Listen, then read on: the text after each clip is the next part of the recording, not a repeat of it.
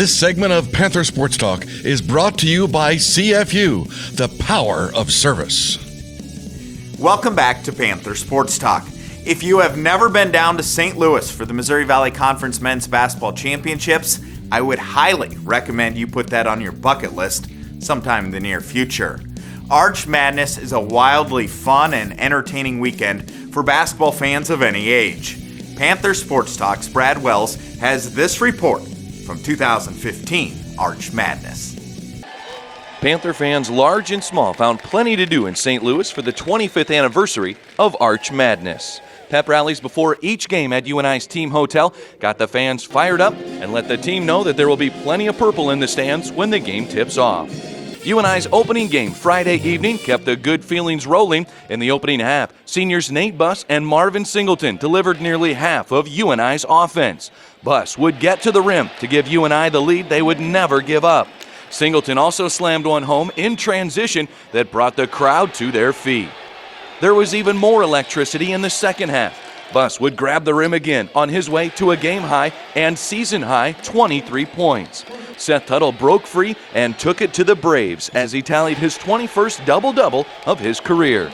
Deion Mitchell scored 11 of his 14 points in the second half and delivered 5 assists, including this beauty to Jeremy Morgan. Morgan was one of 4 Panthers to score double figures. The Panthers shot 57% in the second half, which included 5 of 8 three-pointers made to extend the lead in the second half with a 16-2 run. Friday's game witnessed UNI outscoring Bradley 44-21 in the second half to win by 25 points. It set up UNI's first semifinal game since 2010, a battle with 6-seeded Loyola, who bounced Indiana State by the widest margin of the day, 28 points.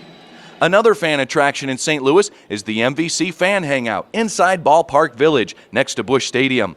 Each day of the tournament, fans of every Valley school enjoyed multiple TVs, an enormous big screen, and food and drinks to get ready for that day's action.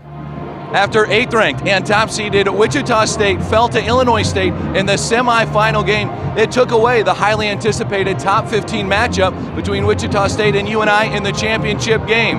But first for the UNI Panthers before they get in, the Loyola Ramblers.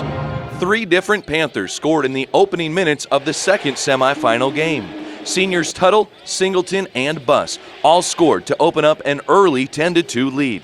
Loyola would cut that deficit to 3, but UNI pushed on with an open jumper by Deion Mitchell and a huge three-pointer from Matt Bohannon. Jeremy Morgan dazzled the crowd with a dream first-half defensive performance. He had 2 blocked shots and a career-high 4 steals, all in the first half, including a momentum-grabbing steal and a basket right before the halftime horn.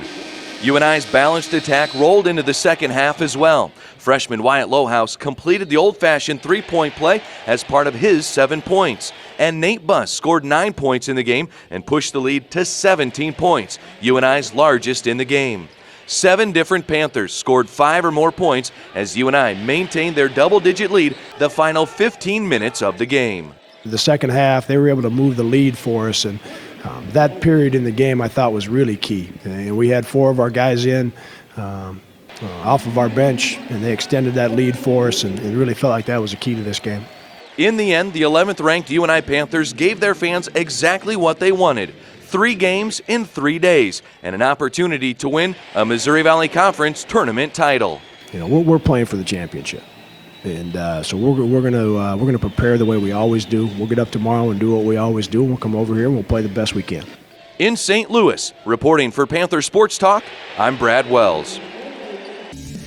Arch Madness is always the first weekend in March, so plan on joining in on the fun and making a trip down to St. Louis to cheer on the Panthers next year.